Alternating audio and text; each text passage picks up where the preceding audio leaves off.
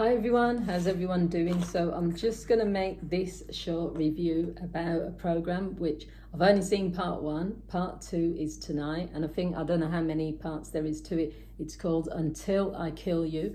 So ITV has been doing quite a few dramas at the minute, which are a bit interesting. But this one is, and also the actress in this program, she's quite a good actress as well. So I thought I'll check it out. So it's based on a true story. I can't tell too much because I've only watched part one. There's still more to come, but it's basically about a relationship that starts off one way, and I know that it's quite an abusive relationship from what I've seen. And because it's called Until I Kill You, and because of the clip which shows that she's in the court, then obviously we know sort of what's going to happen. We've got a good idea. And because it's based on a true story and it is around like domestic violence. So I just wanted to look at the themes really in this program because it's so like realistic, and so a lot of people probably watching are going to be able to resonate with it if they've been in that situation. Now, first of all, this person is definitely a narcissist. The guy, he's got all the traits. I've just gone through a few things. So the main actress, she's a nurse. She's a little bit quirky, you would say, a little bit odd. That's how people might describe her. She doesn't really mix with people at work. She's very straight-laced, wants to do things by the book. And when the other people at work are trying to have a laugh and things, she doesn't want to get involved with that. So she just lives her life by herself. She likes things in a particular way. And so she meets this guy. When she's out and about with her colleagues, one of her colleagues invites her out. She goes to the pub. She's dancing. She's enjoying the music. She's just the only one on the dance floor, just really, getting into the music.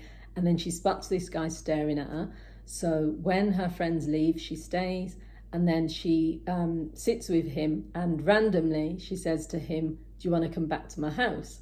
So he comes back to her house. And then she's not looking probably for sex. It didn't seem like it. She was making him cups of tea. She was telling him about all the places she's been to. So you get a good picture really of the type of person that she is. So she wanted him to be impressed with, like, she was taking out pictures of places she'd been to and this sort of thing.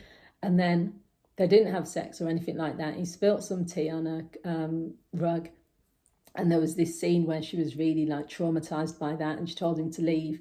And then afterwards she thought, I wanted him to stay. And she wrote him a letter. It's really bizarre. So she wrote him a letter, and she went back to the pub because she didn't have his number or know where he's from. So she was in the pub waiting with this letter to give to him. It was an apology letter saying, I really want us to get back together. Well, they'd only met each other once. So she gave him the letter. Now, I suppose the key scenes where it shows the type of relationship they're going to have and also the type of person he is, they're sat on a bench and she tells him her age. So she's 40 and he says he's 24. And the first thing she says is, "Oh, you're not, you don't think I'm too old?" And she was just putting herself down. And then he was like saying, no, that's fine. So he already knew from that point her insecurities were about her age. He already knew that she was a little bit quirky because of how she reacted when he spilt the tea on her carpet. So he's already building up a picture of this person, and that's like what most men and women will do anyway. If they see little quirks or things before they really get to know you, they're going to use that later on. So quite quickly, they start seeing each other. She asks him to move in with her. Which is another sign because she hardly knew him, and then she's asking him to move in, so he's already thinking, okay, this is going really well. Then he starts showing little parts of his character, and I think later on, like tonight when I watch it, more things will come out. So the first thing is he goes to to her boss's house for this like party, and he just kind of does some really strange things that will make her look bad. So he's smoking weed when he's there, and she's saying, you can't do that here. And then he's just saying, "Oh, don't worry about your friends."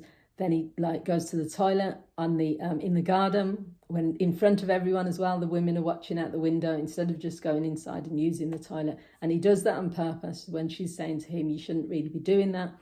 So he's doing these little things which are to try to make her look bad, but also isolating her from her colleagues, because when she goes back to work, the boss was saying, "You shouldn't have allowed your boyfriend to do that in my garden." and sort of so putting her in a bad light. Then there was another scene where he was talking about his ex-girlfriend, and he brought that into the conversation really sneaky. This is definitely a narcissistic move. They were just talking about past relationships. No, they were talking about travel. So he said, I went to Amsterdam, and then he happened to mention that's where my ex was from. And then he happened to mention, do you want to see a picture of my ex? Like, who, randomly. So then he shows her a picture of the ex, and then she says, oh, your ex is pretty. And then he starts kind of getting the impression that she's got more insecurities about how he looks. And later in the scene, when he draws a picture of her, this comes up in other ways though. There's too much to talk about. So the other part, when he kind of puts her in a place, if you like, is when he first met her, she had this free spirit when she was dancing, and that's what he attracted, what attracted him to her. But when she goes out to meet his parents, and then they go out to the pub, she starts dancing again in the same way, and he pulls her close to him and says, sit down, you're making a fool of yourself, everyone's looking at you. So again, then she's questioning, well, why don't you like this thing about me when that's what you liked in the beginning? Another narcissistic move, questioning who you are, making you feel like you don't know where you stand. Other things that he did was he'd go on holiday somewhere, and then she'd never tell her when he's coming back. So she'd be saying to people, oh, he's on holiday, or he's working. She'd get home and the lights are on, so he's there. The other thing was demanding sex, saying, take your clothes off, we're going to have sex. Also building things in the hat. Now, this is where people sometimes think your partner's doing a really nice thing for you. He's fixing the door, he's building a bed, he's doing this. He was doing lots of things which she didn't want. She said clearly, I don't want these things, but he's doing it anyway. So anyone watching would think, oh, you've got a really nice boyfriend, he's doing all this stuff for you. Inside, they're not going to know that that's not what she's wanted or asked for. She specifically said she doesn't want that. And the final thing is when she's starting to see his true colours and she asks him to leave and he refuses, but he doesn't just say, no, I'm not going to leave. He makes it seem like she's being stupid. So he said, oh, this again, what are you talking about? And then he said, come and sit down, we'll have a meal. And then you can decide. So they had the meal, and then he said, now can you leave? She said, and he was like, well, just before I leave, let me draw a picture of you. And then he drew a horrible picture. It was like a demon or a devil. And he said, this is what you look like. So now he's trying to get under her skin. And then in the final scene, before it ended tonight, the next part 2 is tonight, it shows that she's looking through his things and she sees pictures of his ex, but they're all really graphic pictures, like with the head chopped off and with the feet chopped off. And then he says, what are you looking through my things for? And then he says, I'll tell you what happened with my ex. I killed her and then I threw her in the lake. And then it just cut to a picture of showing this woman, that woman, the one he's with, tied up on the bed, and then it ended. So because it's called Until I Kill You, my perception is that she's going to just be living in this state with this sadist, this narcissist, and he's going to be doing everything. And the only way she's going to be able to escape is by killing him. I mean, it might be wrong, but that's what I'm taking from the title and from what I've seen. And obviously it's based on a true story, so it will be interesting to see what the courts say about it. It will be interesting to see how it plays out. But yeah, it's on ITV1. I don't know if there's more episodes than 2, but obviously last night was the first one. Tonight will be the second one. And if you've watched it, let me know what you guys think. I've probably not, there's more things that have happened, but obviously I want to keep this short. I'm trying to keep these reviews under 10 minutes at least.